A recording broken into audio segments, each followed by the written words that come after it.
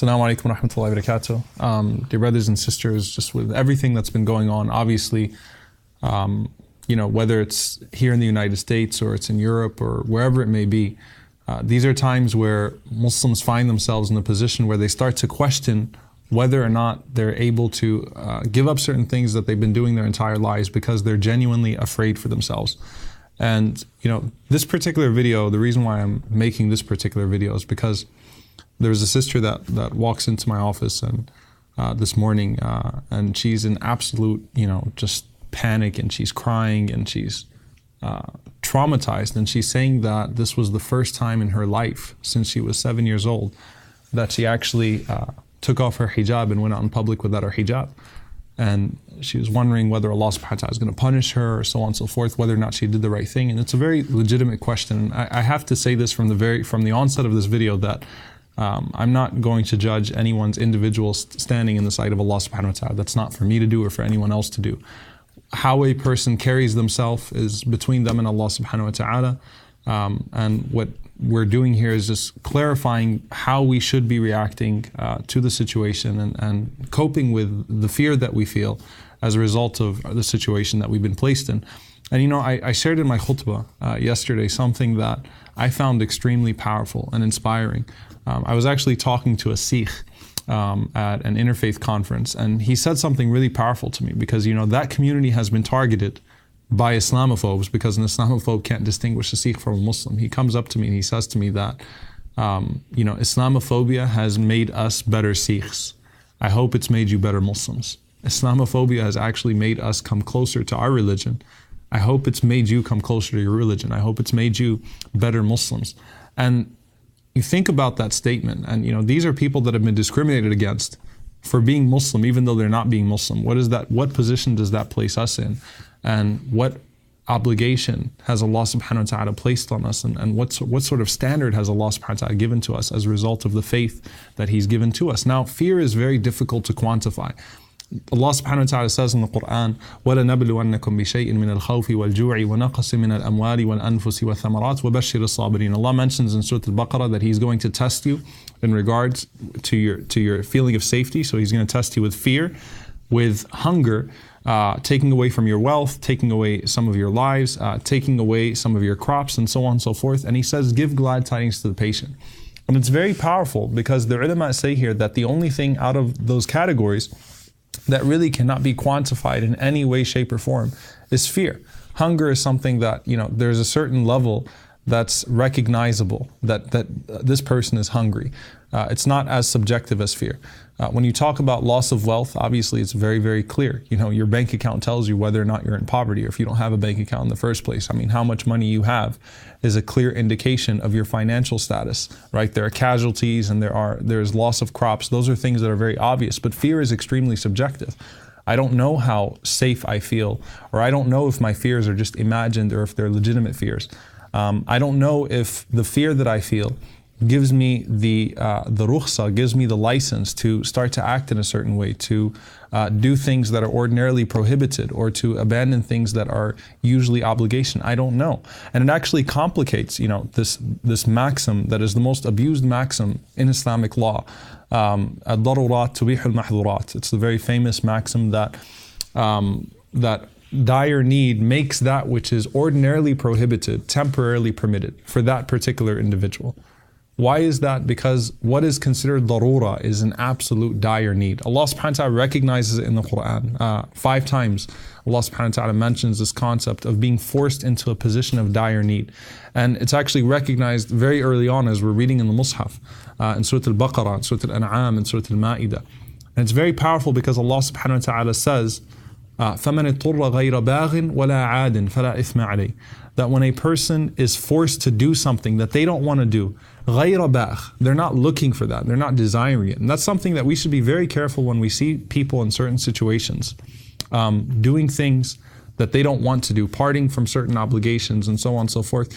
We should not assume that that's something that person desired. Allah subhanahu wa ta'ala says it's very painful for some people to do away with certain aspects, to resort to things that they ordinarily would not resort to. غَيْرَ بَاغٍ وَلَا عَادٍ. They don't desire that situation, nor do they seek to transgress.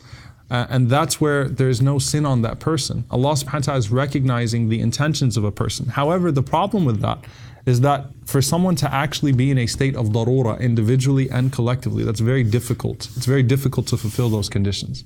We have to accept, to an extent, whether we're talking about praying in public or having Muslim names or wearing hijab, or in some cases the brothers that decide to show solidarity, right? They've got the beards, they're fulfilling that, and they're wearing a kufi maybe, whatever it may be. We have to accept that at some point, we're going to be faced with tests and challenges for being Muslim. It's something that's prophesied by the Quran and the Sunnah. Our Messenger ﷺ told us that we would be strangers, that we would be insulted, that we would have to face some level of fear for being Muslim.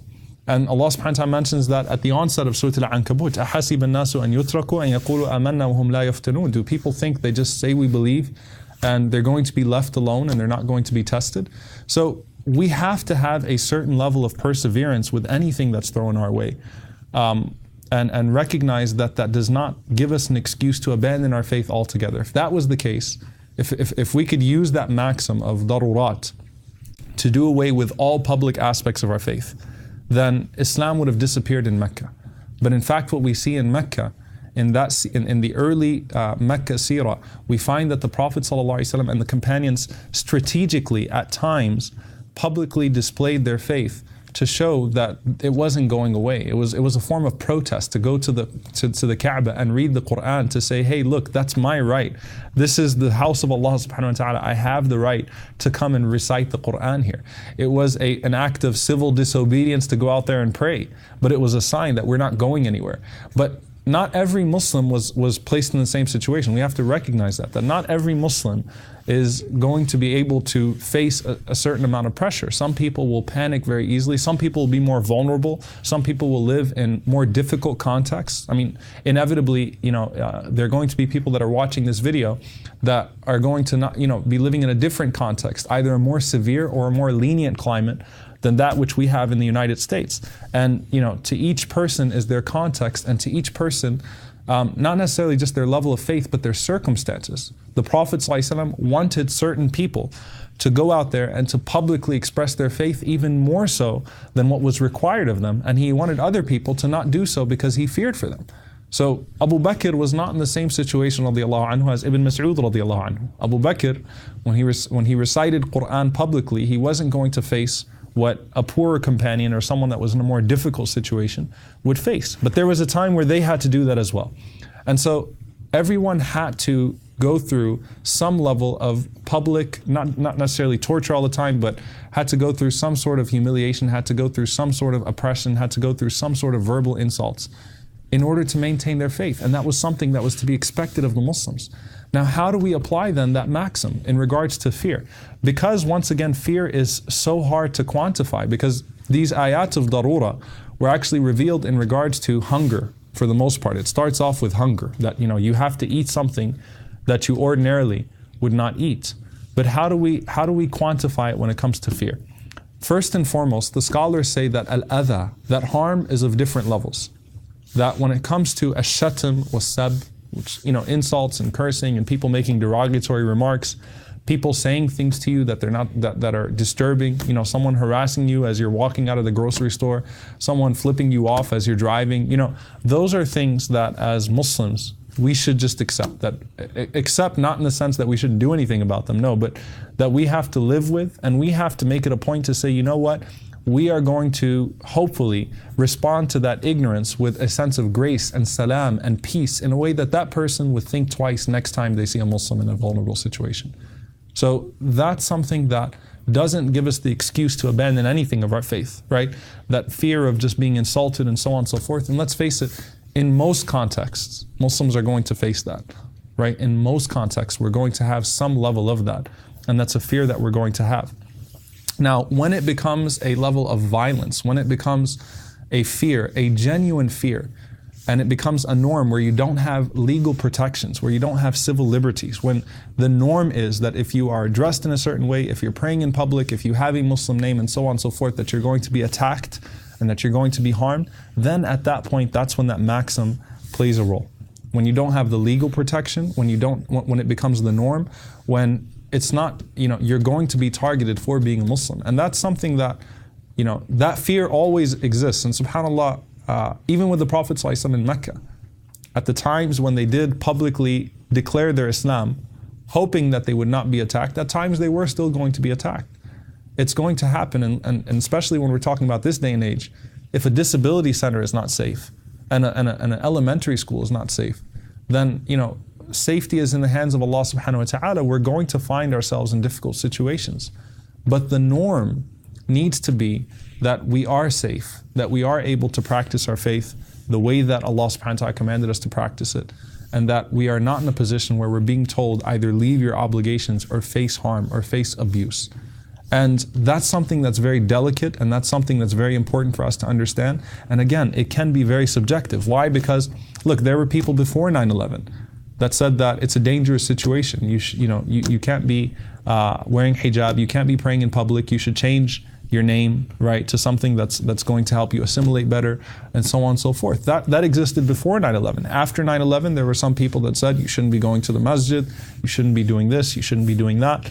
And then obviously as Islamophobia got uglier and uglier, then the calls for certain things became more normal and became more mainstream. And it's become more and more tempting and appealing for us to leave certain things. So we have to understand that at times we need to take advantage of the protections that have been given to us. I always give this example when it comes to prayer in public, for example, that there was a group of brothers, and some of you may have heard me tell this story before. I think it's a very powerful lesson. A group of brothers in an airport that decided that it was and this was right around that flying imam's case. So they were worried that if they pray in public, then something is going to happen to them. So they decided that all 8 of them were going to pray sitting down in their chairs. They weren't going to do the salah the way that they were supposed to do the salah. They all prayed sitting in their chairs. And when they all prayed sitting in their chairs, the TSA agent came to them. So they were trying to avoid security, and because they were all praying in their chairs, you got 8 people going up and down in their chairs, and the TSA guy comes to them and he says, "Hey, what are you guys doing?" They said, "We're reading scripture." He said, "What scripture? What are you talking about?" They said, "We're praying." He said, "What religion are you?" And they said, "We're Muslim." And the TSA guy goes, "Why don't you pray like all the other Muslims pray? What's different about you?" And you think about that that fear at that moment, I don't want to say it was an imagined fear, but instead of going to the TSA agents, instead of informing the security like, "Hey, look, we need to pray, don't be alarmed, can we pray in this corner?" They instead assumed the worst of the situation. And we have to be careful not to do that, right? There are genuine situations of fear, and there are situations where it's not our paranoia or imagined fear, but we're a little more insecure than we need to be in those situations. So when it comes to our public displays of faith, we need to measure each and every context in a separate fashion. Now, when it comes to darurat, however, and dealing with situations, one thing that we need to note is that Allah subhanahu wa ta'ala has permitted us in those situations where we're not necessarily at that dire need, but we still are in fear, we still are in hardship, to basically do everything we can to still hold on to that obligation and fulfill what we have to, even if it's not ideal. So I saw some sisters that posted, for example, and I was asked about this, wearing a beanie or wearing a baseball cap, or especially when you're in an alley or you're driving and you have this sense of fear, to wear a hoodie if you're in a tense situation, basically where you're still going to be covering your awrah, you're still going to be covering what you have to cover, but at the same time, it's going to make you feel a little bit safer. It'll make it less obvious that you're a Muslim. That's not something that's haram. That's not something that's forbidden.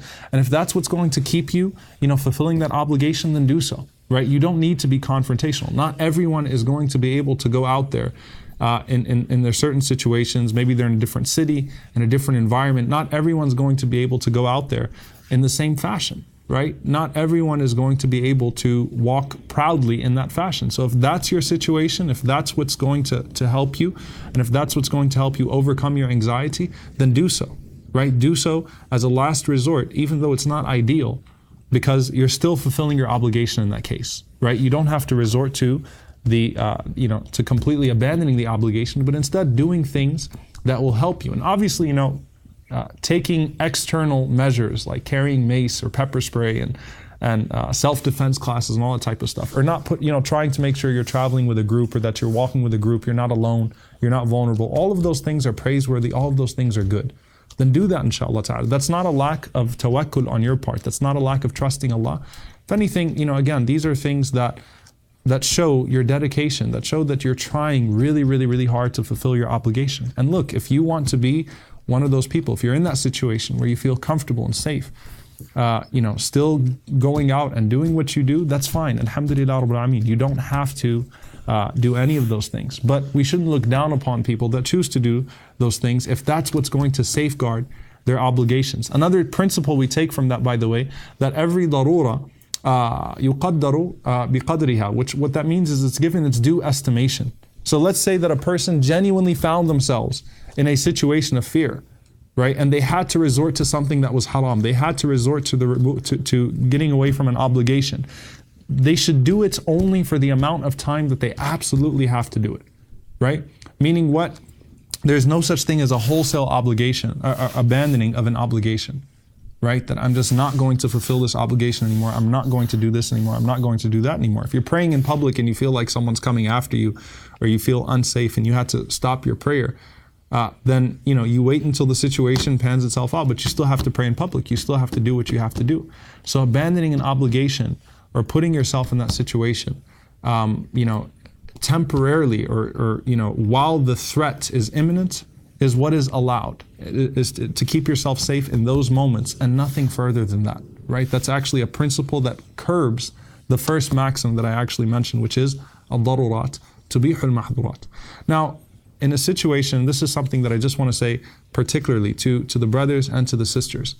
Look, we need to recognize that as individuals, when we insist upon practicing our faith the way that Allah subhanahu wa ta'ala has commanded us to do so, and the way that the law of this land allows us to do so, especially if you're in that context where you have religious liberty or the law does afford you certain protections, that when you insist as an individual, you're actually making your community safer collectively. Why? Because if each of us start to abandon our practice publicly, right, because we want to feel safer on an individual level, then we make our brother and sister that's going to insist less safe. Instead, that group of people has to insist that they're not going to give up their faith because of fear, that they're not going to allow fear to dictate their faith.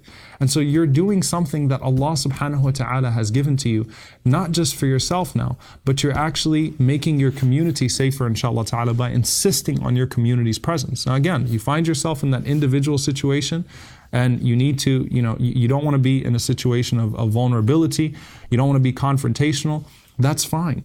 But at the same time, recognize that inshallah ta'ala, by maintaining that obligation, by going forward, by continuing to do the things that Allah subhanahu wa ta'ala commanded us to do in public, that Allah subhanahu wa ta'ala directly would ensure us His protection. So I want to end with these few points, inshallah, for you to take home, especially for Muslims that are in a time of fear.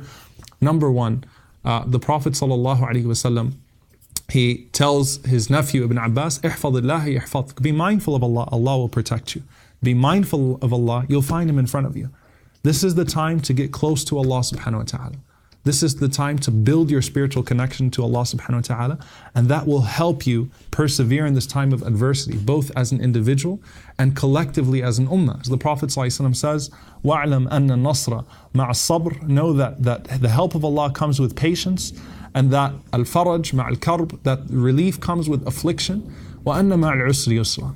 And ease comes with hardship. That no one will be able to harm you unless Allah subhanahu wa ta'ala permits it. No one will be able to benefit you unless Allah subhanahu wa ta'ala permits it.